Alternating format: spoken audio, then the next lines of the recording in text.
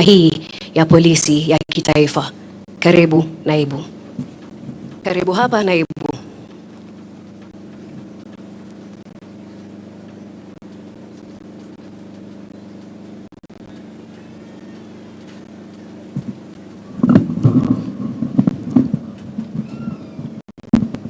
Thank you very much. Our Deputy President, Rigathi, the Secretary Lady, Pastor Docas Gachagua, the Governor, Nyeri County, all the political leaders present here with us, senior government officials, the presiding church, Nairobi West PCA, senior government officials including senior officers and officers in uniform from the National Police Service, together with us here, the family of the late brother Mwangi, all those present, good afternoon. Good afternoon once again. I stand before you representing the National Police Service and also representing my boss, Engineer Javeth Koome, who is the Inspector General of the National Police Service, and at the same time representing the National Police Service Commission, who are to be with us here today but engaged elsewhere. Maybe just to start with, because a lot has been said about our late brother Mwangi. We ourselves have worked very, very closely for many years. And Mwangi, as has been said by the earlier speakers, it is true. That's exactly what he has done. He has done a lot for the National Police Service and for this country of ours. But the most outstanding of all is that when he was amongst the delegates who are to come up with a constitution that is guiding us now, we had agreed that as a police service, we required a commission that can be able to address the interests of the police. Because we felt that when all of us we were in the Public Service Commission, the wider Public Service Commission, probably our issues, our welfare as uniformed officers were not being addressed well. And we thought that we can get a commission that can be able to champion our welfare. Mwangi was the person that represented us as a delegate from the police service. And I'm grateful, and all these officers who are here are grateful, that we did get a commission. We have a commission here today with us. A commission that is supposed to champion our welfare, because you are aware that the police don't have unions, so they are represented by the commission at the government itself. So Mwangi did a lot for us, but that one is outstanding, and forever we will remain grateful to his deeds. And we say a big thank you to his family, because you allowed him to represent us strongly. And right now, we have a commissioner with us. In the interest of time, let him go straight to the eulogy, the condolence that we have on behalf of our National Police Service to the children of the late Mr. Sakari Mwangi, retired Senior Assistant Inspector General of Police. The late Sakari Mwangi, retired Senior Assistant Inspector General, I have learned with profound shock and sorrow the death of your loved dad, which occurred on Sunday, the 11th February 2024. According to police records, the late Mwangi was born on 23rd September 1961 in Nyeri district, currently the Nyeri County. He was recruited in the Kenya Police Service on 1st October 1988 as a cadet inspector after he graduated with a degree in the Bachelor of Arts from the University of Nairobi in 1987. On completion of his initial cadet training at the Kenya Police College, Kiganjo, he was posted to Rift Valley Province, and after a short period, he was transferred back to the Kenya Police College as an instructor. This was due to his exemplary performance during his initial training. The late Mwangi served the National Police Service for a period of 34 years in several areas and in various capacities. He was one time the police spokesman, a position he held professionally. He also served as a provincial police officer, commonly known as the PPO then. Now they are the regional police commanders. He served in Nairobi, Western Kenya, and the Coast Region, the Coast Province, which are currently known as region. He was one of the officers who were very instrumental on issues of police reforms. He represented the service in various forums and trainings, coming out very strongly on issues that affect police officers' performance and welfare, as I've indicated earlier. In September 2015, he was appointed the Principal Deputy to the Deputy Inspector General, Kenya Police Service. And later, in 2018, he was appointed the Commandant, National Police College, Kiganjo Main Campus. Due to his excellent service, he was also transferred to the Ministry of Foreign Affairs. This was his last posting prior to his retirement from the service after attaining the mandatory age of 60 years. He retired on 23rd October 2021 after a service of 34 years. Mr. Mwangi was a mentor, a friend, and an inspirer to many officers, both senior and junior officers. All those who interacted with Mr. Mwangi have fond memories of him, as has been indicated there before by the earlier speakers. On my behalf, and that of the entire National Police Service, I convey my deepest sympathies and heartfelt condolences to the family, friends, and relatives. May the Lord give you courage, fortitude to bear the loss. May his soul rest in perfect peace. Douglas Kaja Kirosho has signed as the Deputy Inspector General the office he was working. I'm currently the Deputy Inspector General in that office. So that is the story of a good man, a man who has served his country with dedication. He has spent many years, sleepless nights, serving this country of ours. And we appreciate, and we remain, and we are proud of him. It is my prayer to the officers in uniform, please let us eager him, and we will do very well for our country.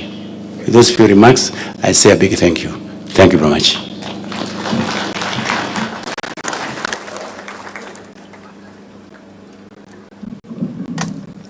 Asante naibu inspekta jenerali.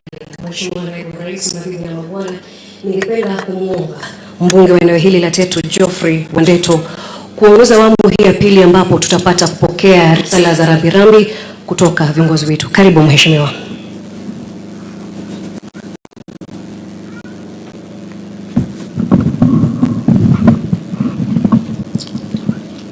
Your Excellency, the Deputy President of the Republic of Kenya, Your Excellency, the Second Lady, His Excellency, the Governor of Nyeri County, the Cabinet Secretary, President, Members of Parliament, Senators, the family of the late Mwangi and his friends, the House of Clergy, and all the mourners gathered here. God is good.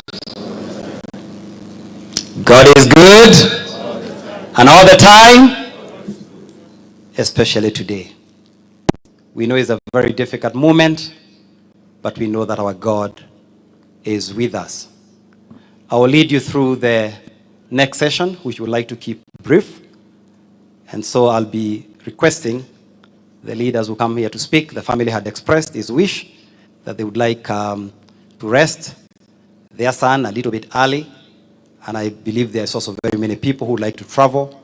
So I would request that all those who come here to pass their condolences do so, keeping it brief. But allow me to first of all bring my own condolences to the family of the late Kingorim, Mumbi, Musa, and the rest of the family. On behalf of myself and on behalf of the people of Tetu,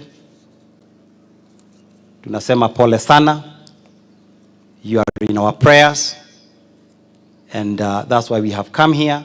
We may not say any words or do anything that may bring you instant comfort, but take our presence and the presence of all these people here as your support mechanism, as you come to terms with this very deep loss. Personally, on the 1st of February, as I was traveling out of the country, I met Kingori at the airport, and we shook hands and spoke briefly. That was on 1st of February. And so when someone called me a few weeks later to tell me that he was no more, in fact, I immediately asked, was it an accident? Because, there's a person who looked whole, and we met and we talked briefly. I think he was coming to pick a visitor from the airport, and, but that is the nature of life.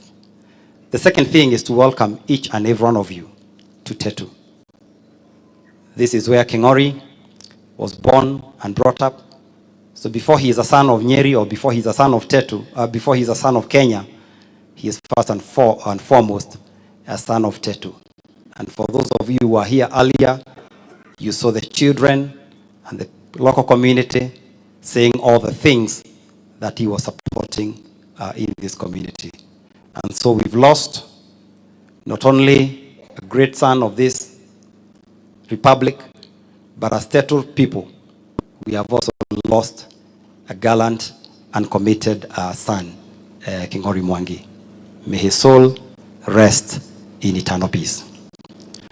Having said that, Your Excellency, also to welcome you most sincerely in Tetu. This is the second time in a few months that you're again coming back to condole with us. We do not take that for granted. We know you have a busy schedule. We know what you had to sacrifice this morning to be here. We really appreciate. The people of Tetu also appreciate your leadership and the leadership of His Excellency, the President, and all the good things that you're doing. And because I'll not have another chance maybe to say this, allow me to mention that we are very grateful to the government for the work that is happening in Tetu, especially the Mau Mau roads. I know there has been some stalling, and I write to you, but I know that you're working on it to ensure that Road 3 Mau Mau roads are able to proceed. We have a few other stalled roads, like the road from Kahuna to Gatiki, and I know that I've raised them with you, and I know that you're looking at that. But more importantly, Your Excellency, it is the famous, I don't know whether to say infamous, Ihithe Donyojero Road, which, by the way, starts just a few meters from where you landed. And after many years of a struggle and push and pull, we thank you because of your leadership and that of His Excellency, the President. Finally, all the things that were standing in the way of the construction of that road have now been cleared, and we are very, very hopeful as the people of Tetu that this year the bulldozers will start roaring so that we can connect our people and the people of Nyandarua, which has been our wish for a very long time. For that, we sincerely thank you. Having said that, I would now like to go straight into recognizing the leaders who are hereby present. We are very many of us, and it may not be possible that all of us will be able to speak, but we'll try our best to accommodate as many of us. And once you get an opportunity, I humbly request you, and I'll try to get my seat maybe near here. When you see me standing up, know that you are out of time. So kindly honor that. I'll be the timekeeper. Allow me to start with the local member of the County Assembly, Sebastian Mugo, to come and bring his condolences. Karibu. Tumpigie makofi.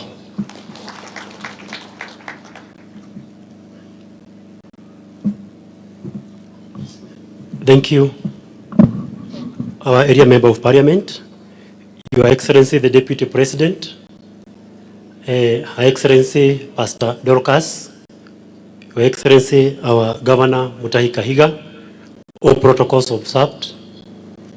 My name's Sebastian Mugo Theuri, the area MCA, where we are in Wamagana Ward, and I'm also the majority whip in the County Assembly of Nyeri. We have joined today, we have joined our Deputy Presidents to bring our condolences to the family of Mwangi during this soulful moment. Your Excellency, we are also together with other members of County Assembly, and I'm just going to introduce them from where they are. We are with Honorable Gibson Wahinya Kuria, who is the area member of County Assembly for Dedan Kimathi. He is on this side. We also have Honorable Wagechi Jedhe, representing Gatito Morogoro.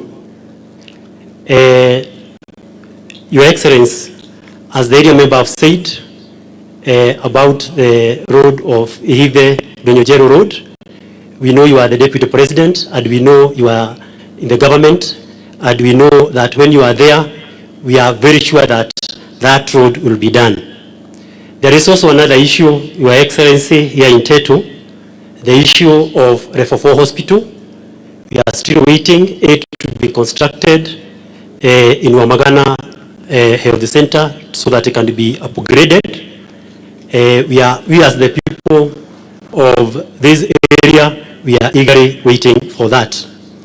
Your Excellency, kabla kuja hapa umetoka Kirinyaga kwa mambo ya husuni ambapo watu wameaga kwa sababu ya mambo ya pombe, na mimi kama majority whip ni vizuri nikuhakikishie kwa bunge yetu ya Nyeri ile sheria ambayo ulituambia tutengeneze tumeikalia chini na tunaiangalia hatua kwa hatua.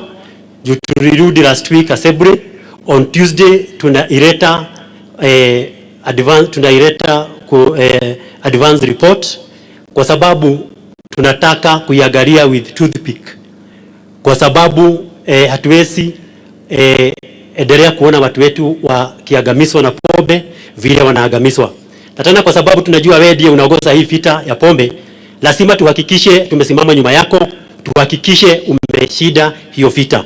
Hapa Nyeri, Your Excellency, tunakuhakikishia kwa hiyo bill tutaifanya vigumu sana watu kunywa pombe ovyo ovyo, na tutaivinya kabisa kwa hiyo sheria, tuhakikishe ya kwamba unless mtu awe ameandikiwa na daktari, ni vigumu sana mtu aadikiwe na daktari, tutahakikisha ya kwamba hiyo itakuwa mambo ya samani. Kwa hivyo usikuwe na wasiwasi, tuko nyuma yako na rais, na tuko nyuma yenu kuhakikisha umetoboa kwa kila jambo. Asanteni. Tena mara nyingine familia tuko pamoja na tutazidi kuwaombea. Asanteni. Asante sana. Let us keep it as brief as that. And as we go on, I will keep interrupting maybe to recognize some people. We have former members of parliament. If you have been a member of parliament, you are not currently serving as senator, kindly stand up. We would like to recognize you. Okay, there are none, but I know we have two deputy governors, former deputy governors. We have the former deputy governor Nyeri, and I think former deputy governor Nairobi. Tafadhali simameni. We recognize you. Simama Karo, unless there's a problem standing up. Okay, good. Tuwapige makofi. Asanteni sana.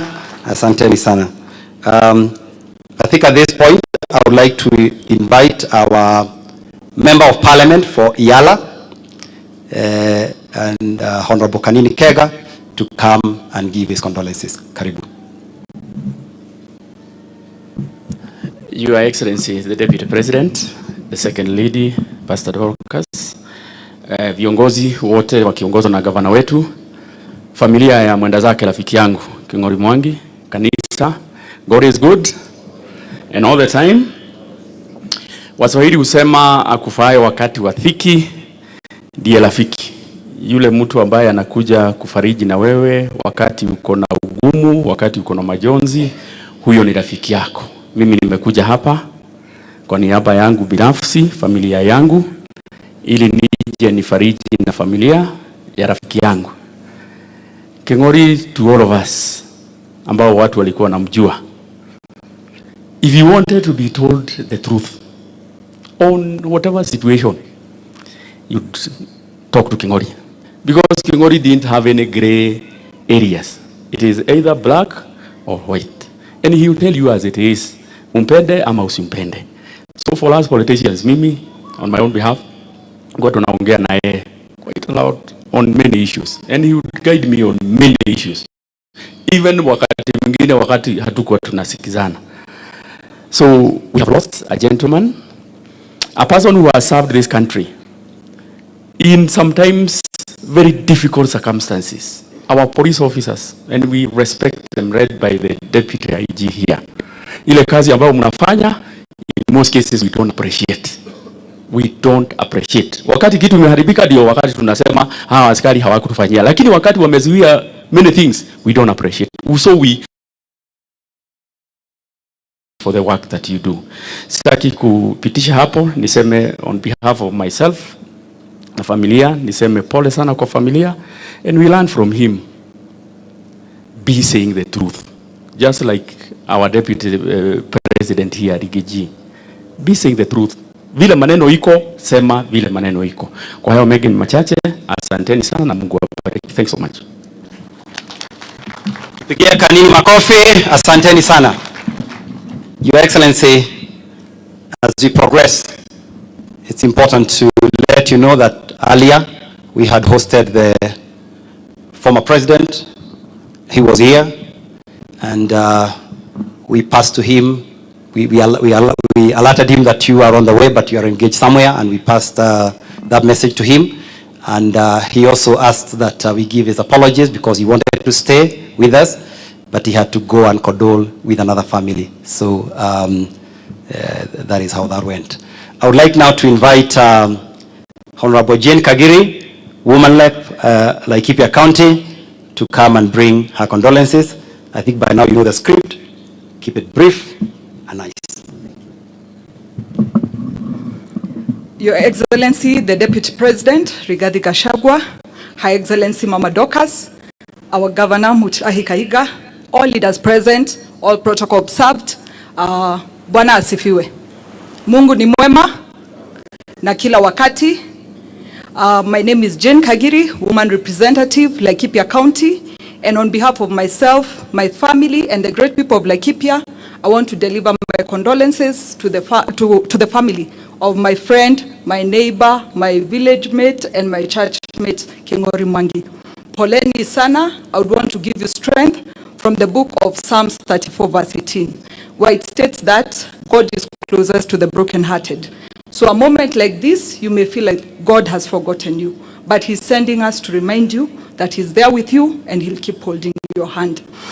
For me, I would want to say King'ori Mwangi was my neighbor. And I'll give only 3 very quick instances. I first knew him as a good friend, then we discovered we were neighbors. And I remember I used to leave my house at 5:45, and whenever I joined the road, I would see his GK, a blue Mercedes-Benz, in front of me. When we got to traffic, I would see policemen salute. And so one day I joked to him and told him, I'm sure these policemen don't know if it's my car they're saluting or your car, because they think you are my chase car. So King'ori laughed and told me, siku moja utajua mimi ni nani. So one day I got into problems in traffic and I called him. So he was like, are you addressing your bodyguard or you need me to assist you as the deputy IG? Certainly he assisted me and we became even greater friends. Later on, I decided I was going to contest in the year 2013. And I remember sitting with King'ori Mwangi and he asked me, which party are you contesting on? I told him I was contesting on a small party. Then he asked me, if you're joining politics, have you read these 4 books? Politicians listen, or leaders. The first one was Sun Tzu, The Art of War.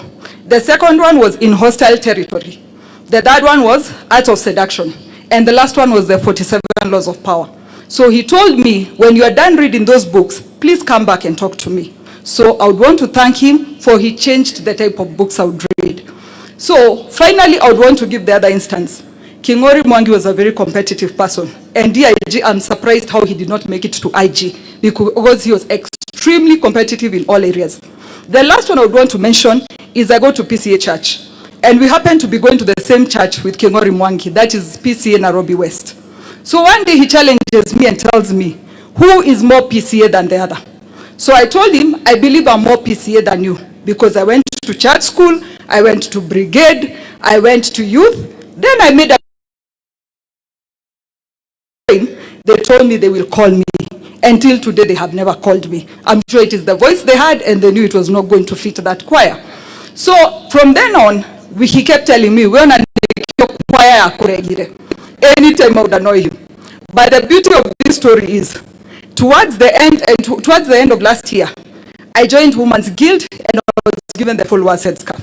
So I called Mwangi and told him, I think I am now more PCA than you, because now me I have the headscarf and you still don't have the PCMF jacket. So he told me, so last week, I called my friend Maina and asked him, when are we laying to rest our good friend Mwangi? And he tells me on Saturday. I thought Maina was confusing because he is Catholic. But because I'm PCA, I know PCA rarely conducts a funeral on a Saturday. So to my friend, I want to say, you have won the battle. You are more PCA than me. If PCA agreed to bury you on Saturday, you are more PCA than me. Finally, I would want to say, in the morning I woke up and everybody told me, happy birthday, Jane. Again, I looked at my diary and I knew, my great friend, you have won again. On my birthday, I come in respect to send you off in a befitting send-off. Mungu awabariki, tunawapenda sana. Asanteni sana. Thank you very much, Jane. I think that's good, reliving your friendship with the Rita King'ori. Sasa nitamuita mtu who we share name, anaitwa Geoffrey Roko, mbunge wetu wa huko Mbere. Sometimes I confuse whether south or north, so come and confirm that. Thank you.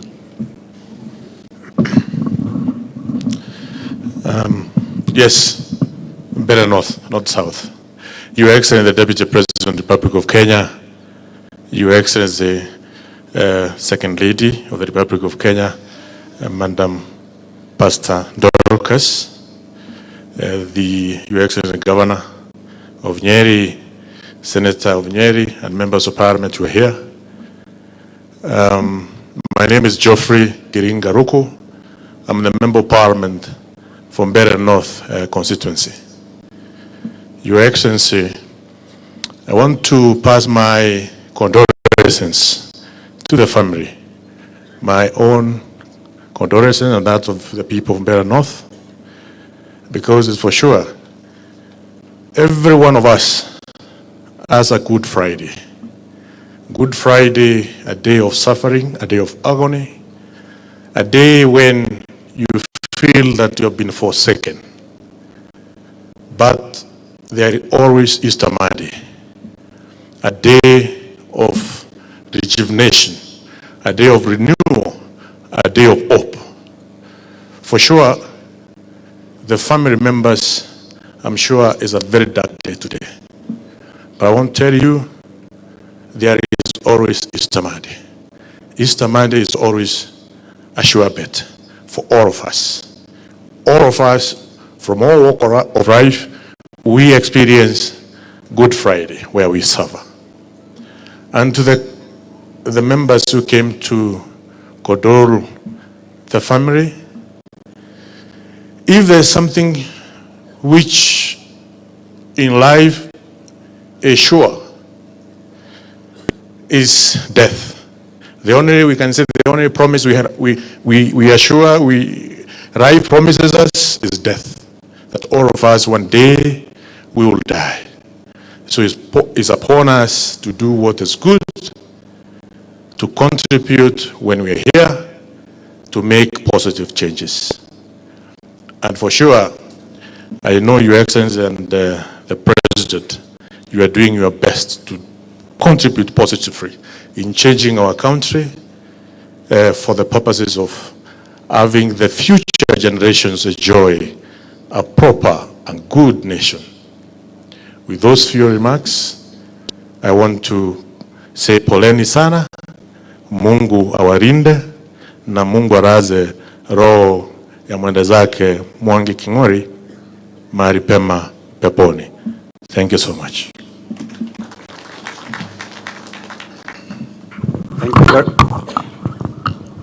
Thank you very much. After Roko speaks, there has to be major adjustments to the microphone because of the height issues.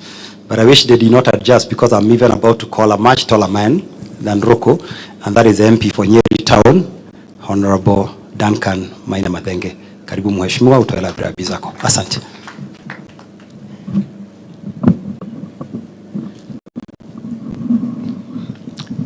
Your Excellency, our Deputy President, Your Excellency, Pastor Dorcas, the clergy, leaders of my Presbyterian Church faith, Our Excellency Governor Nyeri, DIG, my colleagues parliamentarians, na wananchi watetu, Bwana asifiwe. My name is Duncan Maina Mathenge, Member of Parliament, Nyeri Town Constituency. Mimi ni jirani kutoka hapa, tunaanza kupakana hapa Kanja. Your Excellency, you've had a very tight schedule. And sometimes as leaders, we cannot fail to acknowledge the tremendous effort and strength you have to put in order to serve all of us. And we want to appreciate your presence here today. King'ori Mwangi did not fit the picture of a policeman. Because if you met King'ori Mwangi in Nyeri Town, you really believed King'ori Mwangi, Nyeri Town, hapo ni nyumbani kwao. You meet King'ori Mwangi in Ndugamano, and the children here have given us evidence. You meet King'ori Mwangi in Nairobi, and PCA Nairobi West gives us evidence. I don't know whether his son, who went through the rite of passage, and at the completion of it, his father brought his friends, wazee elders, somewhere near Shaka, for us to come and welcome the young man into adulthood. That is King'ori Mwangi for you. Last year, I lost my father, and my Presbyterian church came to lay him at rest. There's one message that I want to pass to the family and the children of King'ori Mwangi, that Reverend Ndaberi left us on that day. And he told us, your father has rested. But if he had an opportunity to speak to you, what is it most likely that he would have said? And Reverend Ndaberi told us, after you have prepared his body and laid him to rest, please do not leave at his grave side. So also to encourage the children and the family members of King'ori Mwangi, that I'm sure his desire, if he could have spoken to you, was that at the time when he's no longer with you, you have to live on. And the Bible has a promise. At the moment we prepare the body of our departed one, loved one, and we lay them to rest, the Bible says, surely God will come and visit you. And our prayer and desire is that that God does indeed come and visit you, help you, mourn your father, but also lay him to rest and be able to live on. May God give Mr. King'ori Mwangi eternal rest. Asante sana DMM. I think that brings to the end the number of members of parliament who are to speak. But I had missed one. I'm so sorry. I saw you ukikuja lakini sijui ulipotelea wapi. karibu nifikirie ni pati ya haya, lakini kuja tu. This is kijana yetu kutoka Mukoroini, lakini tukamtuma huko Nairobi akatuwakilisha. Karibu sana mheshimiwa. Your Excellency, the Deputy President of the Republic of Kenya, Rigathi Gachagua, Your Excellency, Pastor Dorcas, all protocols observed. My name is Major Donk, Benjamin Gadiro, Member of Parliament, Embakasi Central Constituency in Nairobi County. And niko hapa pia kuleta rambirambi zangu on behalf of Embakasi Central. Mwangi Keng'ori hatukujuana kitambo sana, but akiwa PPO we had some engagements. Although saa hiyo sana sana nilikuwa kwa matatu na yeye kwa pande nyingine, so you know which kind of engagements that we were having. Then in 2017 on the night to the swearing in of the new government, I know Rachel, you know, we had a very long meeting with Mwangi Keng'ori because wale watu wa maandamano walikuwa wameamua lazima Kayole matatu zigechomeka.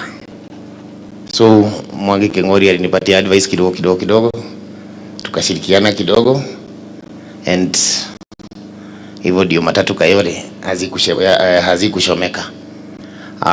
Kwa hivyo for those few times that we had engagements, naweza sema he was a principled man. To the family, poreni. We are here today. We will say that we will always be here, but ni uongo. Wengine tunaachia Mungu. So tunaombea Mungu awape nguvu na mkue na amani. Your Excellency, tuko Nyeri. Nyeri pia kuna shida ya pombe. Ukizunguka hii Nyeri pia hii pombe haramu, pombe yenye inaua watu, inafanya vijana wetu wakae kama zuzu, kama yenye imetumika imekunywa huko Kirinyaga kwenye tumetoka na wewe, pia hapa najua iko. And ni kazi yako, kazi ya Dorcas, Pastor Dorcas, na sisi wote kushikana mkono tuhakikishe hii pombe baya tumeimaliza. Todo toga kurora bewino nini, I don't know where we are heading to. Mugai wajiroge ugaga muthenya ni wakia tugage twari aige umuthi twete ya tondu tuli aige no hindi ni rikia tugage twari aige ni undu wa indo imwe ta njohi ici ciroraga ciana citu. Ucio ngi ndimuhoe inyuothe ari othe twaragio uguo turaria tunyitane twambie kwaria na ruthiomi rumwe tondu our unity niyo igutuma mountain ithie na mbere. Ngai amurathime. Asante sana Major Donk. Sijui kama kuna mbunge mwingine. Now I no longer trust my eyesight. Sioni, so that I don't miss anyone. But I know we have a former member of parliament, Bwana Mwangi, najua hakusimama kwa sababu alikuwa hapa mbeleni, but we recognize you, mbunge wa pale Remuru. We have a former woman representative for Nairobi County, Madam Rachel Chebesh. So we all recognize you and thank you for coming to condole with us. I'm about to hand over to the Senator of Nyeri County, but before I do that, allow me to conclude by just saying two very quick things. Just to borrow from retired President Moi's slogan when he was telling us about afforestation.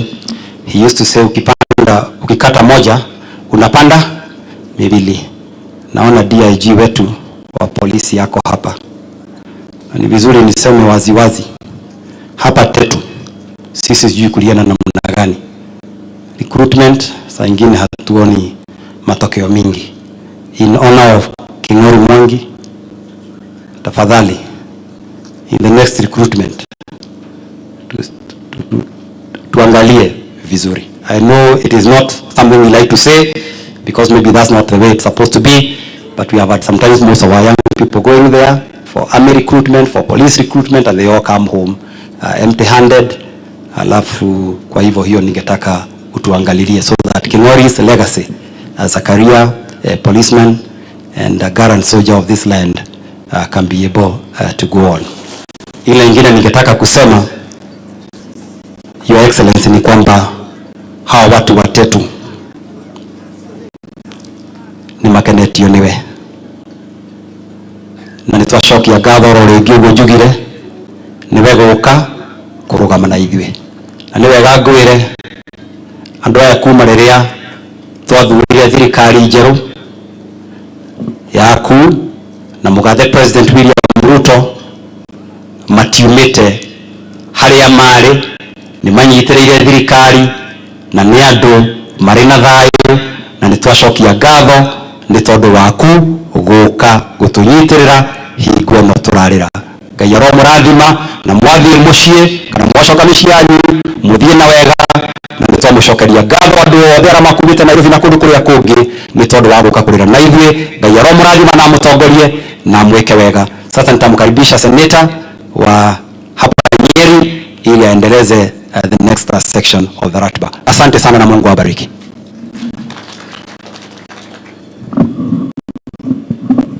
Asante sana, Your Excellency, the Deputy President of the Republic of Kenya, Rigathi Gachagua, Her Excellency, the Second Lady, Dr.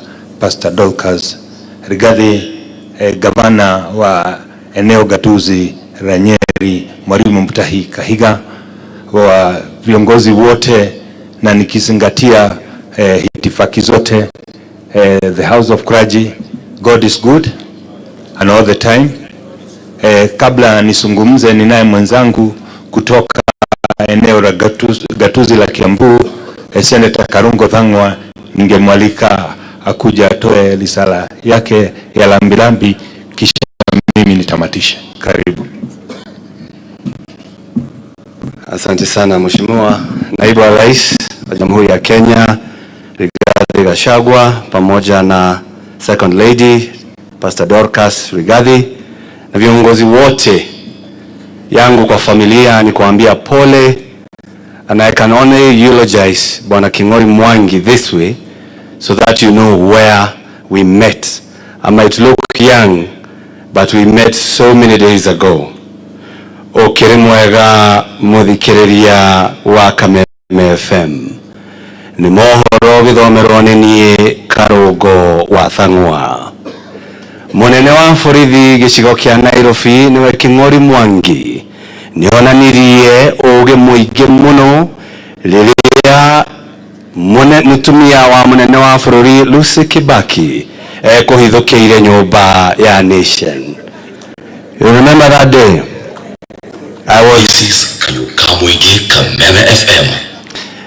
At that particular time, Your Excellency, I was a newscaster at Kameme FM, and we used to interview him. We used to read his news, and that is the day that everybody said he is truly a very sharp man, because he was quiet, he was calm, despite whatever happened on that day. Finally, Your Excellency, I know you're the uniting factor, not only in Mount Kenya, but where all of us, those who speak this language, come from. Ningetaka kukuomba kitu moja, sababu hapa tumeambiwa aliyekuwa rais wa hapo mbeleni Uhuru Kenyatta, ambaye mimi ni seneta wake, alikuwa hapa. Mimi nakuomba kama uniting factor, tuite kama viongozi wa Mount Kenya na utuitie Uhuru Kenyatta, ndio tuketi chini tuongee tukiendelea mbele.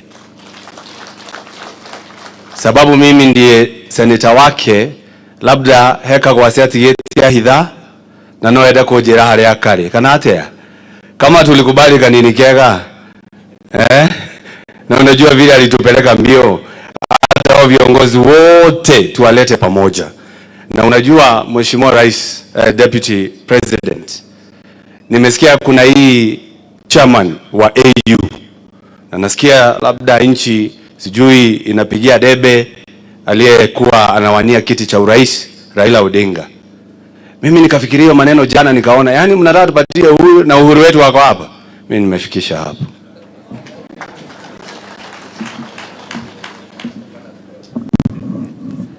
Asante sana naibu rais, hata mimi nimekuja kujumuika na kila mtu kuleta risala zangu za labirabi. Mwenda zake Mwangi King'ori nilimfahamu miaka mingi. Tulikuwa tunashirikiana na yeye katika lile kundi la wazee. Harakati za campaign ikawa amesimama pande hii na mimi ngambo ile nyingine. Lakini tulipotamatisha uchaguzi, muthuri uyu ukoda akejera wa matiga nitwathie githurano, nyumba ino itu ing'ethaneire, na tondu ni nyu mwathurwo ndamuthaitha munyitithanie nyumba ya Gikuyu na Mumbi. I want to thank you, Your Excellency, the Deputy President. Tondu ni uraugire ati ringi yurage kiyaga, nyumba ino itu ndikanathie githurano ing'ethaneire, nyumba ino itu tunyitane, na tondu mbogo itire ciare hamwe ni kwendana, Your Excellency, ni ni ihoya riakwa riria muthuri uyu turathiaga ndundu ya thuri nake ni aranjiraga wa matinga muri atongoria mutikanareke nyumba ino itu igayukene ringi. Your Excellency, sir, you have what it takes. You have the grace of God, na Ngai agakurathima ugakorwo na mutimia muhunje nyumba. Ndaguthaitha tunyitithanie ringi. Ndarora haha nyumba ino ni ndirona arata akwa aingi muno, ona mwe members of family yakwa, amwe mwari mwena uria na aria angi mwena uyu, na rimwe nginya tugicemania gukarituha muno tondu mundu arigagwo tukwa njia. Koguo Your Excellency, wacoka Nairobi cokerie president ngatho tondu riria uramurire project ciothe ciambiriirio ni Uhuru wa Kenyatta. Twambirie barabara ino ya ihithe ndunyu njeru ni gwakwo, ithuĩ andu a Nyeri twacokia ngatho muno, na thengio muno ni kuhe DIG kanja gite, tondu ithuĩ andu a Nyeri nituiguaga riria turi na muthuri toyo, riria ari kuria nitunyitirĩirwo wega. Ndikwenda gukiria hau kinila mwisho nigetha njite governor, riria turarugama ta nyumba tukaririkana tutikanetikire tugayanio ni mundu, twendane tunyitanirire na tutikanariganirwo ati urumwe witu niguo hinya witu. Ndigukiria hau tondu mathiko-ini ndienda kwaria uteti na ndikuyaria niguaria uteti. I want to take this opportunity. Mwalimu Mutahi wa Kahiga nigetha nake atwarithie. Welcome Governor, ndio uendeshe hapo pengine. Karibu sana.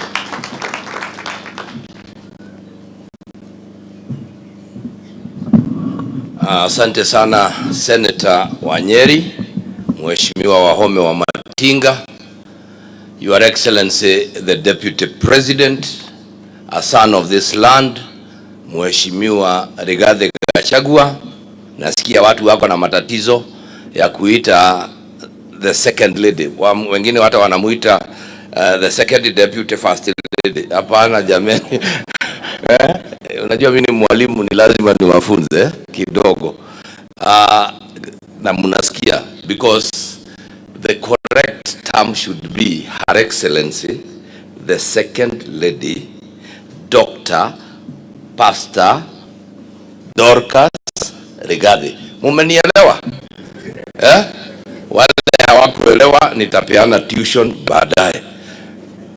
The family of our gallant soldier ambaye amelala hapa, the clergy, Your Excellency, I had the opportunity today to just speak a little while I was inviting the former president, the fourth president of the Republic of Kenya, Mheshimiwa Uhuru Kenyatta, all parliamentarians here with us, the deputy governors, former, wale walikuwa, all the leadership, the police force, naona Kiraithe pale, hakuna mtu anamtambua, na wengine. yako huko ndani huko na kina Mary traffic officer. Your Excellency, I grew up in Kenya Police tukiwa na my deputy. Sasa ukisikia naongea maneno hawa watu najua ni huko tulipata hii maneno. I say I knew Mwangi Kingori while in Kenya Police College, because that's where my father worked, and I knew him as we also grew up there. And I'm glad that many people have spoken and said that this was a brutally honest man. What he didn't like, he said it. Today, as a family, we want to wish you well. We want to tell you, I know you walked this journey, especially when we lost Mom. Now Dad has gone. There is a reason for that. There have been others, the brothers, and we want to just encourage you, because all of us, wale tumejaa kwa hema, wale tuko wapi, something will happen and we will be so busy. The Deputy President himself is just from Kirinyaga, from another funeral of 17 people. Tomorrow there is going to be another one. But once you put your trust in the Lord, He will be close to you. He is a friend. I want to remind you the words in Genesis 50, where when Joseph knew he was about to die, he called his brethren and told them, I am about to join the ancestors, but I will ask, and I want to tell you and confirm, God will come for you. And for us, as the governor of Nyeri, the deputy president, the president, and everybody of us, we shall be there for you because of your father and the relationship we had. Your mother was a teacher. We taught together in Nyeri, so we have come here to just condole with you and to tell you, poleni sana, mjikaze. Bond together as a family, hold together, even the larger family, and all shall be well. Amen? Amen. Your Excellency, just before I escorted the president, the former president, I thanked him for what he had done for Nyeri. And we agreed, and I told him he owes us a goat. And he needs to call us as the leaders from our mountain, sababu hajakosa kambuzi, tuende tule, and we shall go. But I also passed and said, you had told me you would have wished to be here when he was here. But unfortunately, you are where you were. And I would want to say, number one, Your Excellency, we want to thank you and to encourage you for the hard work you are doing, together with Pastor Dorcas. Her Excellency is on it on the matter of Pombe Haramu. And I want to say this, Major Dong. I am thinking you are talking about the Nyeri you knew before you went to Nairobi. Sisi tumekanyagia. Your Excellency, I want to inform you now. In Nyeri for the last 4 years, we have never issued a license for wines and spirits. Tulikata. I gave an executive order and said, if that's the only business people can do. Remember, the former PS Interior is the one who has been selling that stuff here. So when we realized that there were other powers out there, we stopped that. And we will continue to fight that battle to support you. Because the future of Nyeri and Kenya and the entire region is if we can stem this issue of Pombe. Your Excellency, we want to just encourage you, continue. And we will support you. Like you have heard the majority, the whip say, we are on it. We shall attack from all angles. And I'm glad I even heard Governor Waiguru has declared that he has cancelled all licenses and is going to start a fresh process. That is exactly what we will soon do in this county, so that we can weed out all those people who are selling illicit brew and messing up. Maybe I'll also ask the PCA church, because I know some of you are very strong adherents, work on a bar. You start vetting the matter nyinyi. Hii wanaleta hapo, najua ile. Vet them, because I have never understood how you will be selling pombe upande ule, watoto wa wenyewe wafe, na Sunday wewe ndio hapa, Bwana Yesu asifiwe, sijui twende wapi. Hypocrisy must go, and we must look at it that way. So we would want, and it's not only the PCA church, it's everywhere. The other day I was sharing with the senator that one of my good pastors has approached us, can you help me with the wines and the spirits? I say, what pastoring are you doing surely? So we would rather hii biashara ishe, hiyo pesa kidogo tunaokota ikae. And that is why I want to thank Pastor Dorcas. Right now, our rehabilitation center in Ihororo, which has 100-bed capacity, is full to the brim. We are handling our children there. We are taking care of them.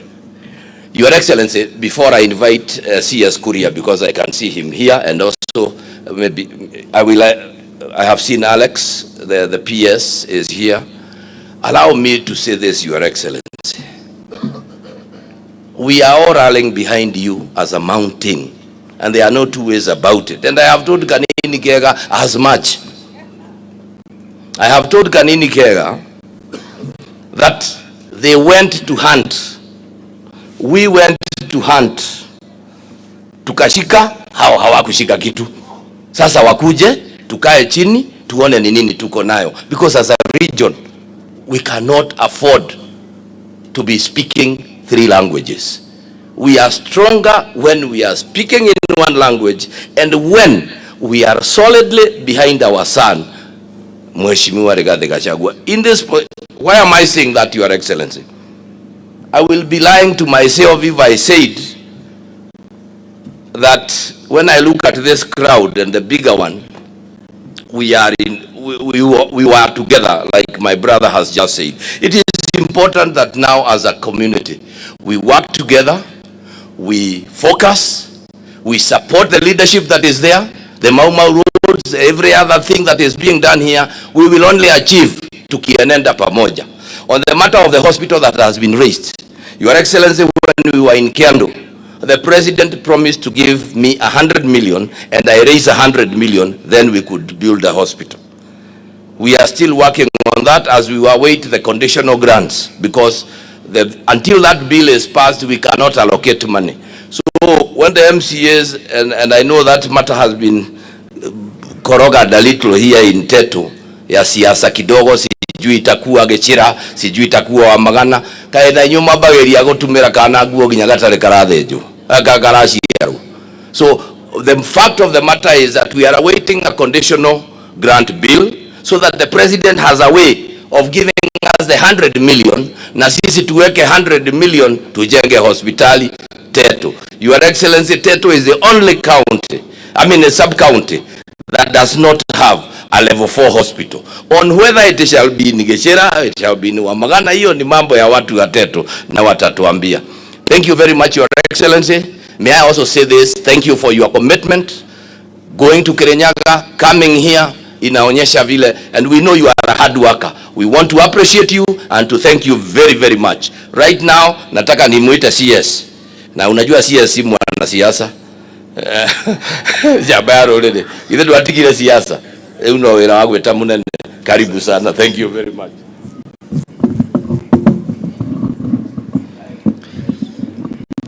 Familia ya rafiki yangu Mwangi King'ori, pande wa kanisa, wachungaji, Your Excellency, the Deputy President of the Republic of Kenya, the Honorable Rigathi Gachagua, Your Excellency, the Second Lady, kama vile tumefunzwa na mwalimu, Pastor Dr.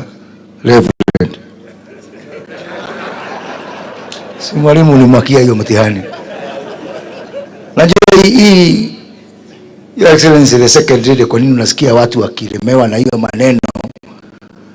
Watu hawataki kujipata na ile shida ilipata mtu mmoja alikuwa anaitwa Matere Keriri. Na watu wa Nyeri mnaelewa hiyo shida. So ukisikia watu wanatapatapa hivyo ni kwa sababu Matere Keriri alifanya mistake kama hiyo, akajipata pahali pabaya wakati wa enzi ya Mheshimiwa Mwai Kibaki. Na gavana wa Nyeri Mheshimiwa Mwalimu Kahira, Senator Mheshimiwa Wandeto na wabunge wote, Bwana DIG, Bwana Kanja na waombolezaji wote, God is good and all the time.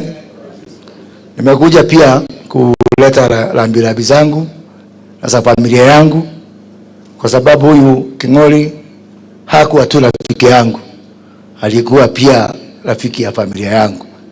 I come from a family where I have quite a number of siblings who are in the police service. And so King'ori has been part of our family. It was very interesting because mtu kama mimi ambao niko na siblings kwa polisi, lakini wakati wa ile serikali nyingine I also had the record ya yule mtu alishikwa na polisi mara mingi. So I am also part of that police family in different ways. Kwa hivyo tuko hapa sababu jamaa alikuwa mngwana sana. King'ori was a very passionate man, a very, very, very committed man. And you know, in the year 2002, wakati tulikuwa tunafanya campaign, mimi nilikuwa naunga mkono Mwai Kibaki. And this man took a risk despite being in the police service. Tulikuwa na yeye kwa secretariat ya Mheshimiwa Mwai Kibaki. Tukaenda kwa hiyo uchaguzi na tukashinda. Tukashinda akina deputy president hapa na ile timu ya KANU ambayo ilikuweko. Tukawanyolosha vizuri sana. Na Mwangi King'ori hata wakati wa 2007 pia tukafanya kazi na yeye kwa kampeni ya Mwai Kibaki. Mwaka 2010 vile Bwana Kanja amesema tukue kule Naivasha kuunda katiba mpya. Mwangi King'ori is the one who was working with me. I was head of that think tank ya Mwai Kibaki ambayo ilikuwa inaongoza maneno ya katiba. And I remember that time kuna mtu alikuwa amejaribu kuleta proposal, I think ni watu wa ODM, ya kwamba tukue na Inspector General wa National Police Service na ingine ya AP. Na Mwangi King'ori alikasirika sana na hiyo maneno. Akakuja, tukaenda kwa Mheshimiwa Uhuru Kenyatta, tukashirikiana na tukasema hatuwezi kugawanya the police service. And that is how we got one unified Inspector General for the entire police service. Mwangi King'ori, unajua, as I said, ni Nairobi wakati wa maombolezi. Kila wakati kama kuna jambo anaona ilikuwa inaenda mbaya, he was speaking his mind all the time. Na I was that unfortunate man. Wakati wa Kibaki ananipigia simu, ananiambia hii serikali yenu. Wakati wa Uhuru ananipigia simu, hii serikali yenu. Na hata hii serikali iko bado alikuwa ananipigia simu kuniambia hiyo serikali yenu. Sijui kwa nani alikuwa amemwambia King'ori serikali ni Moses Kuria, kwa sababu hiyo miaka yote mambo kama anaona haiendi mzuri. Simu ya kwanza kupiga ilikuwa ni yangu. Kwa hiyo yangu ni kuomba Mungu amweke pahali pema huko peponi na tutapatana tena. Mimi najua Mwangi ako pahali pema. Pia niseme sababu DIG uko hapa. Tumesema na nikushukuru Mheshimiwa Makamu wa Rais, sababu hata juzi tulifanya mkutano facilitated by his office for the Independent Commission. Hiyo National Police Service Commission ambao Mwangi King'ori aliweka kwa katiba. It is now a constitutional reality. The office of the Inspector General is a constitutional reality. The office of the Independent Police Oversight Authority is a constitutional reality. It is not whether you like it or you don't like it. We are stuck together. And what I said, I did say this to the IG, and nikasemambia Bwana Kinothia wa National Police Service, hata kama kuna shida, ningeliomba hiyo matatizo tutafute boma fulani, tusionyeshe hadharani. Kwa sababu hata wahalifu na terrorist na criminals wanaona hiyo maneno. Na wakiona nyinyi kama hamfanyi kazi pamoja, unajua wanasema wale wako busy wakilimana, ni wakati wetu kuenda kufanya mambo mengine. Pia niseme wakati wa uchaguzi ilisha. Na mimi najua hapa sababu najua wale watu wako hapa. Tafadhali watu wapone. Wengine hapa hawajapona. Mimi nikisimama hapa kwa hii mazishi nataka kuambia uchaguzi ilisha, watu wapone. Najua mimi napenda kupenda mambo, mimi nafikiria mimi ni little version ya Truthful Man hapo. Kwa sababu watu wengine wanachukua ile hasira na chuki na nini na kutokubali kwamba mambo yalienda vile yalienda. Sisi kama serikali hatuna ubaya na mtu. Mimi nataka kusema ukue ulikuwa upande gani, ama upande gani, ni wakati sasa wa kukuja pamoja na kujenga taifa letu. Tafadhali usimkamwangalie deputy president ama sisi kama mawaziri ama hawa bunge ukaona kama huo ni adui.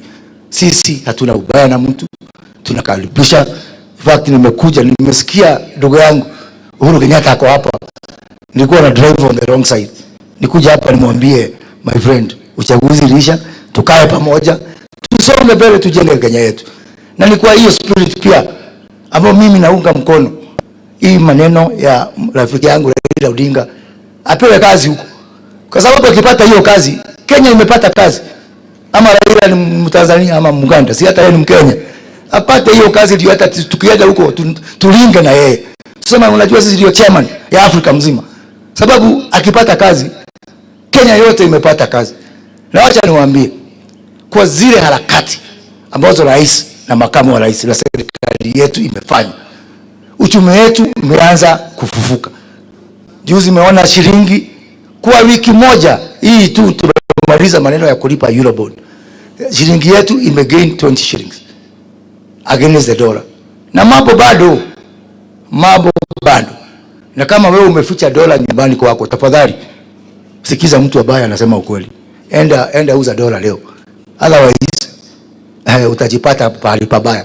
Ndio niliambia juzi makamu wa rais, tukakubaliana ya kwamba hata wakulima wetu wa kahawa, sababu tunataka sasa kila mtu akiuza dollars, akiuza kahawa apewe dollars, ajiuzie yeye mwenyewe.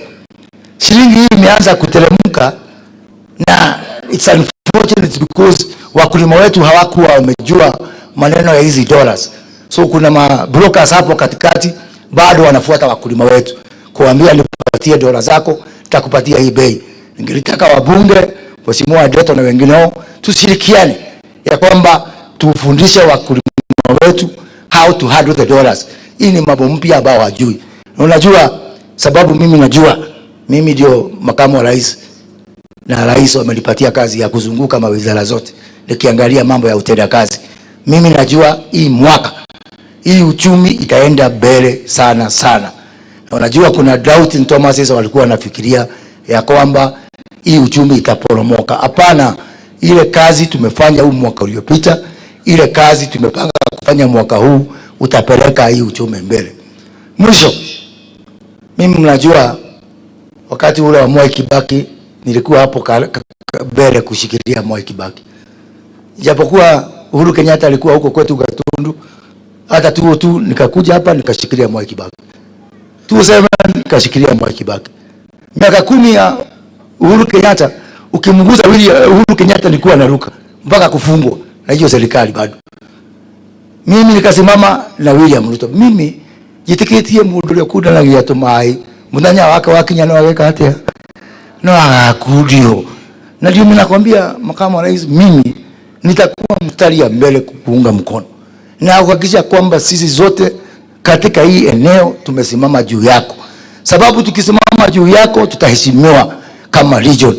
Na sio jambo mpya, tumeona wengine, naona Mheshimiwa Musalia, Mheshimiwa Kangula wanafanya kazi pamoja, watu wao wanasaidika, wanasonga mbele. So hiyo maneno ya kahawa, maneno ya majani chai, na hata hiyo vita dhidi ya pombe haramu, mwaka uliopita ulinituma huko Naivasha kukutana na kamati ya finance, tukaweka marekebisho ingine na kuna ingine ambao hatukuweka kwa sababu ya time. Mwaka huu tuko na wakati, na hiyo kazi pahali uliniambia nifikishe, nitaenda nikae chini na wabunge tukienda siku ya Jumatatu huko Naivasha, tukubaliane recommendations zingine 2-3 ambazo mimi niko na hakika ya kwamba zitapeleka Kenya yetu mbele na zitamaliza hiyo shida ya pombe haramu once and for all. Sasa kabla nimwalike makamu wa rais, ningetaka in that spirit, sababu unajua ulinituma huko kwa maombolezi huko Nairobi, na nikaenda nikakuta kamati mzuri, ukanituma na Msumali na Mheshimiwa rais akanituma. Sasa kwa dakika moja tu uniruhusu niite mwenyekiti wa hiyo kamati, Mheshimiwa Rachel Shebesh, aseme mawili ndio nimwalike Mheshimiwa makamu wa rais. Mheshimiwa Shebesh. Na pia recognize pia, unajua kuna mtu amesema deputy governor Kananu, huwa alikuwa governor mzima. So Mheshimiwa Governor Kananu, na pia nimwambie Mheshimiwa wa Laikipia Jane Kagiri, ile kitabu Mwangi King'ori alikuambia usome ilikuwa inaitwa 48 Laws of Power, not 47. 47 is the number of counties. Karibu Mheshimiwa Shebesh.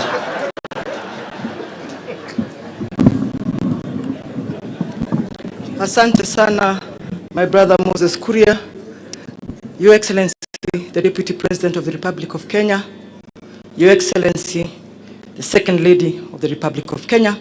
I want to also recognize the church, my good friends, the governor, many other friends that I am seeing here to Jawanana for a long time.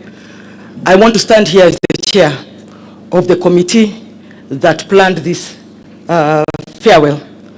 Na, by the way, Your Excellency, mimi ndio nimeuliza kuongea, because I said it would be wrong hata kama sisi ni opposition saa hii tukose kusema asante kwa sababu ya vile mmetusaidia katika kusindikiza our brother. And let me say this because it is important, Your Excellency, kusema hivi, sisi hata kama sisi ni opposition, we are also tired of talking at each other. We would like to talk to each other. Na sisi, Your Excellency, we realize you are the government. Hatuna haja ya kuwa government sisi. We are very happy in this role of opposition. Because ni role ambayo iko kwa katiba and it must be done by somebody. But I do agree with those who are saying it is about time to talk to each other, not at each other. Mungu awabariki sana. Asante sana Mheshimiwa Rachel Wambui Shebesh. Sasa Your Excellency, unajua juzi mliniamurisha tufanye recruitment ya NYS. Bwana Kanja, unajua sasa vile rais alisema 80% ya polisi watatoka hapo, 80% ya jeshi hapo, 80% ya KWS hapo, 80% ya Kenya Forestry Service hapo. Na nikatoa ratiba, nikasema NYS itafanywa hadharani mchana. Tumemaliza hiyo exercise, nitakuja kwako nikupatie vile imeenda, lakini sababu vile mliniunga mkono mkaniambia inyorosho, nikipata kuna kashida hata kidogo sitakuwa na budi kusema irudiwe. Itafanya hata ikirudiwa mara 10 mpaka ifanywe straight, because mimi sitaki kutolala usiku, because my conscience is disturbing me ya kwamba tuunga mkono mkasema polisi watoke hapo, mkatoka jeshi toke hapo, na wale wakijaribu kucheza na hiyo exercise hata nyinyi mnanijua. Kwa hiyo machache, is now my singular honor to invite the Deputy President of the Republic of Kenya, His Excellency Honorable Rigathi Gachagua, to give his condolences. Asante.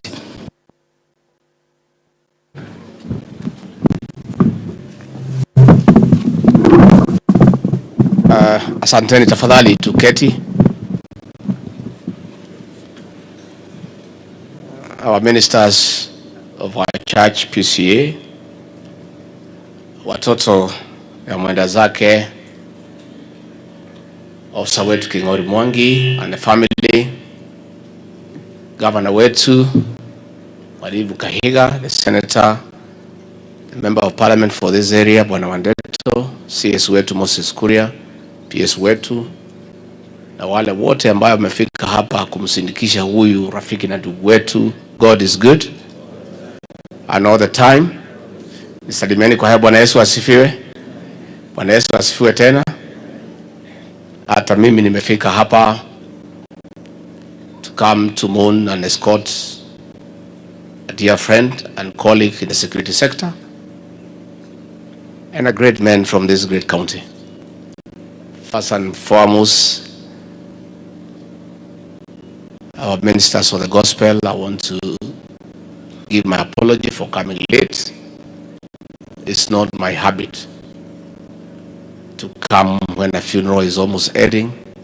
In the middle of the sermon, I try to the extent possible, despite the very heavy schedule, to always come to church at the right time. And being a Presbyterian, I try many times to start with the church at the vestry and end at the vestry.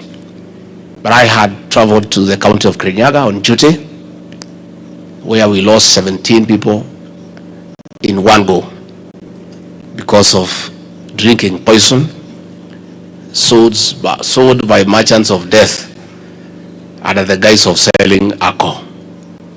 So ndio nikachelewa, nataka kusema poleni, ningetaka nifike mapema. I'm here in three capacities. One,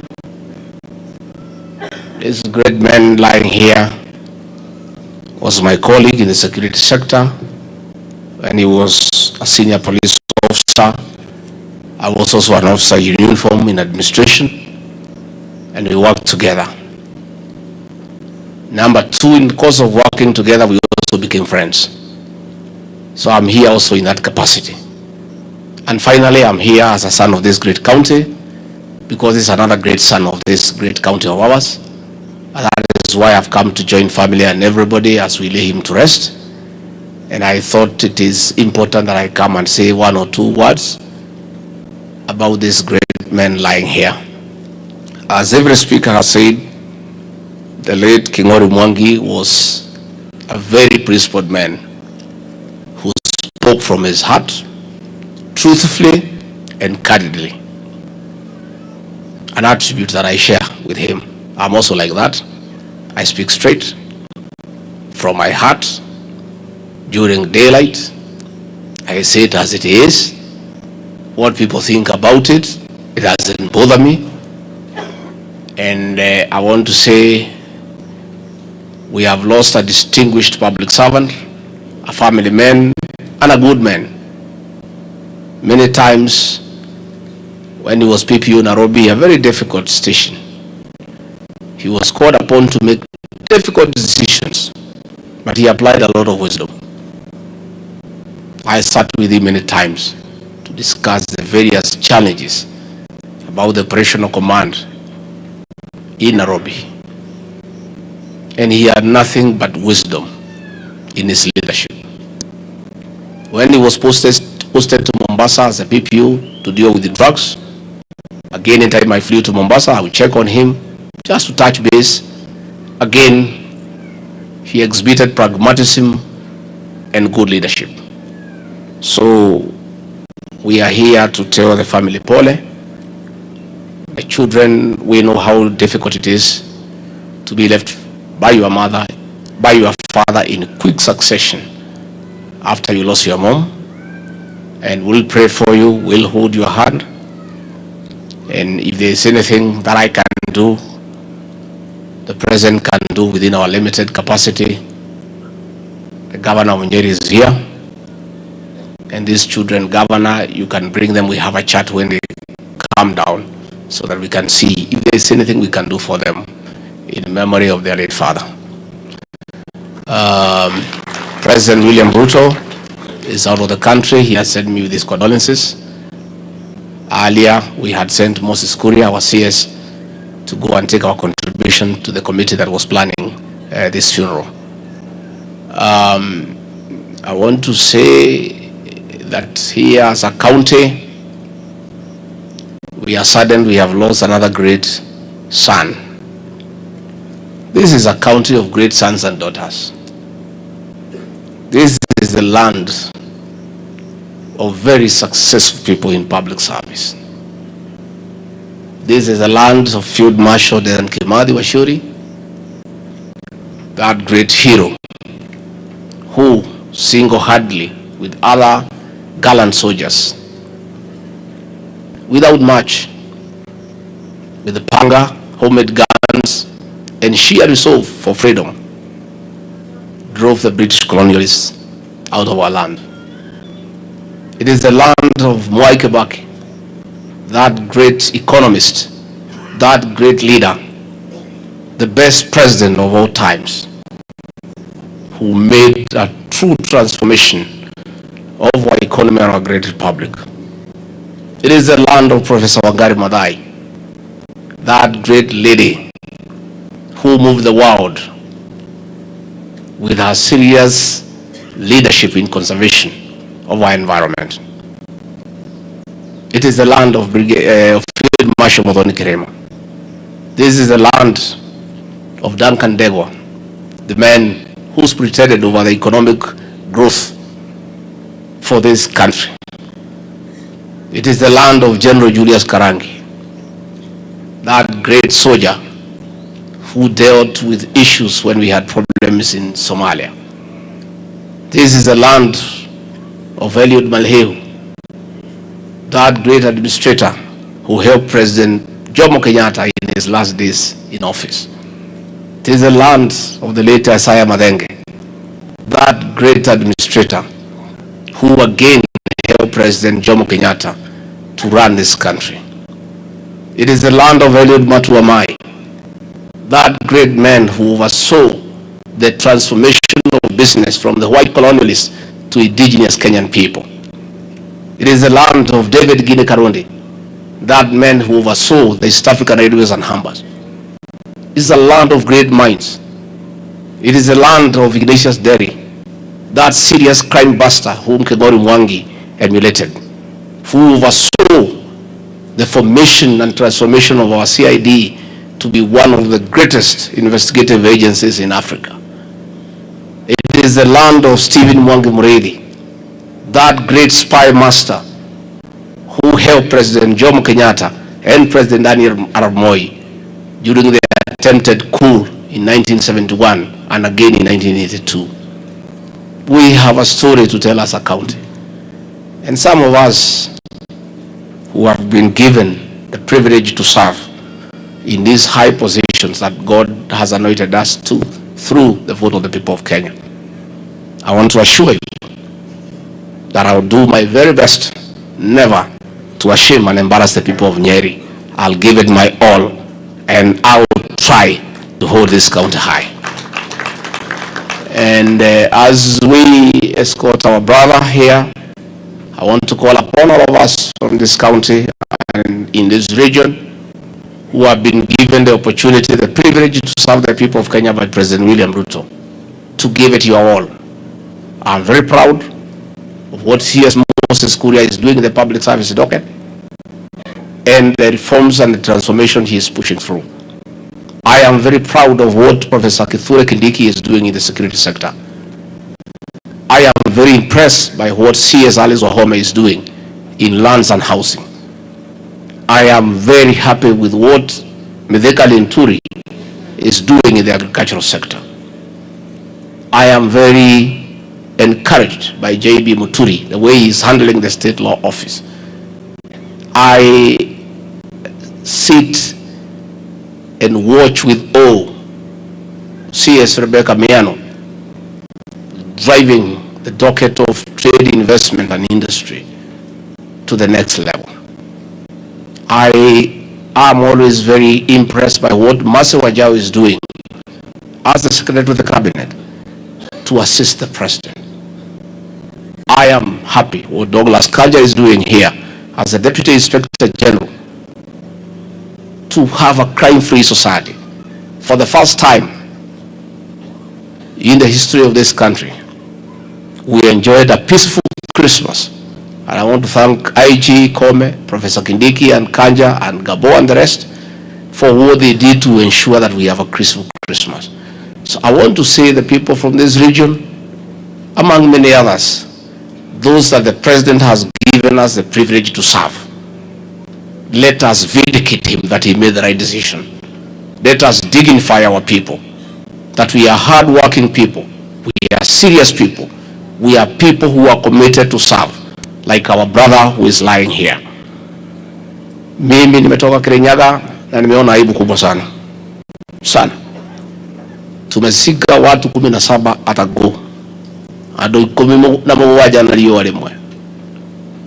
Ambaye wamekunywa poison, wameuziwa na watu ya hapa kwetu tu. Oya Mugikuyu no Mugikuyu. Adu acio marenderia ciana citu thumu no andu aitu makienda matoge na matogoroke. Yegwera kwira andu a nyumba itu. Emenyerera muno. Njohira yothe njuru yerekeire guku kirima giki gitu. Na tige president na nitwa ikarire tukiaria tukiguithania tukiuga no nginya tuhurane nayo. thutha wa miaka 10 ko kurathira uguo kuraikarite rururi ni guthira rurathiraga tondu njohi ira yothe njuru irendagio kundu guothe utari mundu uraria nginya borithi kendia maciro makendia tamaka era Kirinyaga iroragira 17 ni borithi rendirie njohi iranyititwo ria njuru ikaigwo borithi iri exhibit borithi nya iraruta irenderia mundu nake arathi arendia okay itura mavutire wira na maratoro igotini na turaruta police station Nyeri itago Kagaine ngitago Kiamashiri na turacenjia county commissioner turacenjia county commander turacenjia andu aciothe no ukarigwo atiriri andu aria maretwo wira wa kugitira muraia ati nio marendia thumu makenderia andu magakua uguo ni turaugire tukuruta muigua na turutanithia hamwe na mahira ndauga ni tugwita macibu maitu ukunyiri othe akitaro giki ni akuhe 1,700 macibu na maheadmen na atongoria othe na magavana twaranirie turorane maitho kwa maitho matwira ni macibu mathaa cigana nyumba itu irathira meroreire mekirite irauni makioyaga mbeca makendia nyumba itu agatha ciana citu ithire nitugirana gikao na magavana maya maitu mothe 10 gavana witu Mutahi wa Kahiga gavana ni Mbobi wa Iguru gavana Joshua Irugu gavana Kiarie Badilisha gavana Susan Keheka gavana Kibani wa Matagi gavana Irogo Kamata wa Marua gavana Cecily Barire gavana Muthomi Njuki na gavana Kawira Mwangaza gavana ndimurore maithogu itakugucia ndimurie ciana citu ciathira mugikate muite-ini andu aya murahe marua mendagie njohi kundu guothe mendagie thumu mbeca ici murenda kungania cia gwikate bara icio murenda gwakairia girono ciana citu ciathira ciothe mbeca icio tumukiogire gavana mugitwakire mochari nigetha ciagikua ciana gwao kirora ni mugura ndemete ndimarora maithoguo itakuhucia tugugia na giikaro gavana witu ugeretia well done and thank you very much at least guku Nyeri ndirari guku hindi ya thiguku ndiroya ngari uguo ndio nyiki ndirokira hau mikundi ndirokira marua ndathiuruka uguo ndirathiuruka na ndirona anake mari soba ndirakena muno tondu mwaka ucio ngindahitukagira ndacemanagia na arume na atimia marukiete miti ndirathia gucemania na atimia mena kamwe mugongo ndirathia gucemania angi mahiana si ndiramenya ni hau kwanza hau hasi hau muno hau ne gasi hau ne ga muno ndiretha na kura gwakwa mucie ngira andu moke tulithi guku hamwe andu magigiuka na ndakenire muno gavana to ndarehete indo na mitu na mabarori hau riu andu magikorwo maringi twaikara andu ako tukiuga nigetha andu matikahatikana ri atimia aria akuru mambe marera-ini mambe maheo atimia aria akuru makiarara-ini ndiakenda ihu muno makiheo tugikiuga ara mena twarari ni marera-ini raini ni yo ithiete kenda kuiriria riu ri na mwaria mari na si makiuga he aria mena twana mahota kuheo mutu weke atia ketuheo raini ya si riu hau naho riu ndakeneire biu ndathekaga ngona kari agituri twena nyina Gachagua mai hau othe mahiana uguo no riu na mwatimia itu nao no ogi nginya matari ya si makauga ona ni ndiho gakwa nikathi kuithatu na igiri nigetha mahituke ki laini. And I can tell you, Governor, our families are coming back. Children now are being born. Things were very bad, but right now we are almost going back to where we were, so we cannot let up.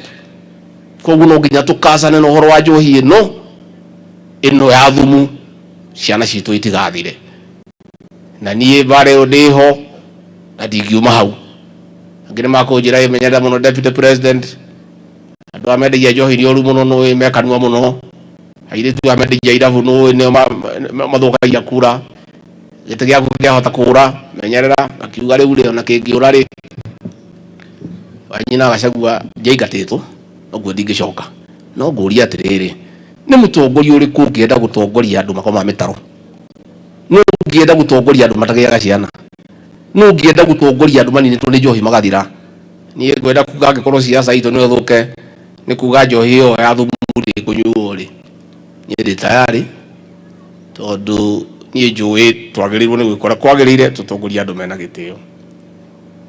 I was looking forward to meet my friend, my former boss, and my older brother, President Uhuru Kenyatta. In fact, when I was told he was here, I was very excited. But the funeral took a bit longer, but I'm told he had to leave for some other function. I wanted to come and greet him because I've not seen him for a while, and tell him it as well. He is our son. He's our brother. We had some little disagreement. It is over. Elections are over. There's a new government, and he's our leader. Na nyoba nalika itikagate. Badaga jokede mwere munene tukwendete tukuhoyagira na ni wikite wega. Tondu kuma riwe Uhuru Kenyatta wekireire. Gwithie kuri indo cia kukahora. Riu okaga mathikota maya, okagateithia andu athi hau hangi. Uguo niguo muthamaki ekaga. Na koguo president witu Uhuru Kenyatta, president wa kana, ndegwire andu othe ndikae kuigua mundu gitaro gikira mucokeria. Kaora mutengura. Aheo gitio giake athi ahuruke. Na akorwo ni ndamukora ni ndingia mwira uguo tondu gutire mundu wina uru nake. Kaundu kau twari nako no kaundu kanini.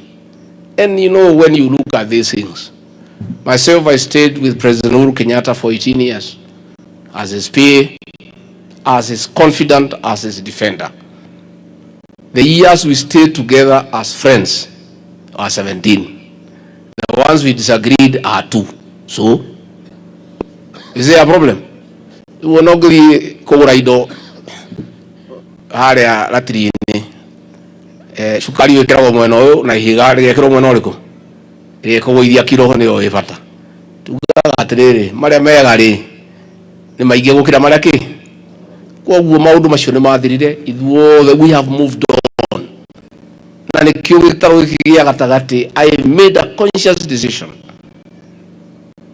Aheshimiwa uyu wetagwo kanini kega twamwita kanini koru ni uri atutindikite nie ni ndetire ajumbe aitwa guku ngimera uyu mwana ni witu mwana wa mushida tega na teyago tukiuga athuru oke thirikari-ini abunge ari othe twari nao ukai turute wira ithurano ni giathirire aria mahotanire ni mahotanire aria mahotirwo ni mahotirwo ithuĩ twĩ nyũmba ĩmwe tũngĩũrania kĩ tire gĩ tũngĩũrania koguo relationship besh. You don't even have to be in opposition. You can come and work with us. If you want to stay there and ask us questions, we are also happy because we also need to be oversighted, you know. So hata DG huyu Karugu hakuna mtu wako na shida na nyinyi, mkuje tuongee, sisi ni nyumba moja. We have no problem with anybody. Tigemwedi de kuikara ku mutire da gutukuhiriria ithu turauga imuke nyumba ino kwa zeno itu tutingie ndega yanio wira wakwa rundi mutongoria wa ruriri ruru no gucokaniriria andu itu othe kumacokaniriria twaragie kimwe koguo githurano giathirire ithuĩ gutire mundu wina maruru gutire wina uru ndeto icio ni ciahitukire na ikihituko ni mahinda turenda kwibanga ni undu wa rucio rwitu no guo ndiraugire urumwe witu niguo hinya witu uingi witu niguo hinya witu tutikanetikire mundu agatugayania tondu riria tukagayana tukanyaganio ta mai matheru. Inyuĩ andu a Nyeri ni muwi mwaka wa 1992 twokire tukihingicwo tukigayanio ithuĩ andu a Nyeri, andu a Kirinyaga, andu a Meru, andu a Embu, andu a Tharaka Nithi, andu a Laikipia tukiuma Mwai wa Kibaki thutha, andu a Murang'a Kiambu na Igana na Nairobi makiuma Mativa thutha, tukigwa tugiikara nja. Mwaka wa 1997 o ringi tugicokera tukiuma Mwai wa Kibaki thutha, andu angi nao makiuma Ngiru thutha, makiuma Mativa thutha, tukigwa. Mwaka wa 2002 nio twohigire ithuothe tukinyitana. Uhuru marugamite na Mwai wa Kibaki, andu anini tukiuga Uhuru, andu aria ingi tukiuga Mwai wa Kibaki. Nĩrĩo twamenyire atĩ twanyitana maũndũ maitũ nĩ mega. Kuma hĩndĩ ĩyo tutũraga twĩ kĩndũ kĩmwe. Mwaka wa 2007 tukinyitana tugicokia Mwai wa Kibaki. 2013 tukinyitana tukithura Uhuru wa Kenyatta. 2017 tukinyitana tukithura Uhuru wa Kenyatta. tweri tukinyitana tugithura William Ruto nani riria tukagayanio twitikire ati andu ngwandiraiguria nake makiuga matangimenya ni unyinyi tondu matikiui matire na history na matihoya kirira ati andu a Murang'a kana kahinda gaitu andu a Nyeri mari kahinda kao Kiambu yari kahinda kao nayo Meru nayo Embu nayo Laikipia tungitikira kugayanio twage guthie twi gikabu kimwe mugikaugaga giki gitaro kiari kio gitiari kio uguo nie njuge ke tuikare tunyitanite tuikare twi kindu kimwe tuciraga ta nyumba maundu maitu tukamathondeka me kindu kimwe na twaikara uguo ni tuguthie wega. Kanisa yetu ya PCA ni kanitha yitu na ni kanitha twendete muno ukagirito no gwa PCA gutukirari kawira gukuhe tondu no akiuga PCA gija kugiranie na ayagimea moderator wa 23rd General Assembly arokete kunyona Reverend Thego turashira maundu maingi muno ma kanitha witu, many things, our university, our churches, our titles for our land and all that. Sit down, Jane. Naturally, Canada as a first step ni gwita tongori yothe aria me thirikari-ini a PCA tugie na gikaro na moderator na kanjo yake. Koguo riu Mheshimiwa Jane Kagiri, because you have more PCA than all of us, you convene for me that team. Ugu tuelie wajiri kanini wa PCA, wahome wa PCA, wadeto wa PCA, Jane Kihara, utucokaniririe magavana, masenator, PSs, CSs, tuone mutungatiri witu moderator wa General Assembly, we submit to his authority, tuikare de tuvaga maundu ma kanitha witu. Tuna tukivaga maria mangi. Charity begins where? Wega umaga naku. Gamishi umaga naku. Mugiko yacho kwayanagiria ke. The issues of our church, I had a very good discussion with the moderator of the General Assembly so that we start working on how, as a government, as leadership, we can support our church, a church that we love, a church that we believe in. And since now Mheshimiwa has volunteered that she's more PCA than all of us, we'll give her that role to put us together, and then we can have that engagement ahead of the installation of our moderator as the moderator of the 24th General Assembly. We want to meet before that ceremony so that we can also discuss issues with our church. Kwa wani dikwenda kukiria hau, kwenda kuga poleni sana the children of my friend Kingori Mwangi, the daughter, the son and the grandchild. And as I've said, the governor will arrange when you settle down, you cool down a little bit, you can come, we have a chat, we look at whatever could be there for some discussion. We see how to proceed. Na niye nedasho kiagado, and Governor, once more I want to thank you and the senator and the women rep for the unity in this county. County ile Kishito no bara, Meru bara, Naikuru bara, Kiambu bara. Nyeri is united, and Governor Kenyatta hau karogo kura kwanyu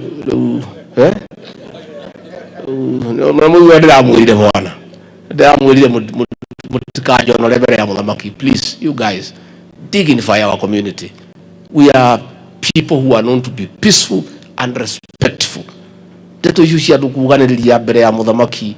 It was very embarrassing to me as the leader of this region, and it's something that we don't want to happen again.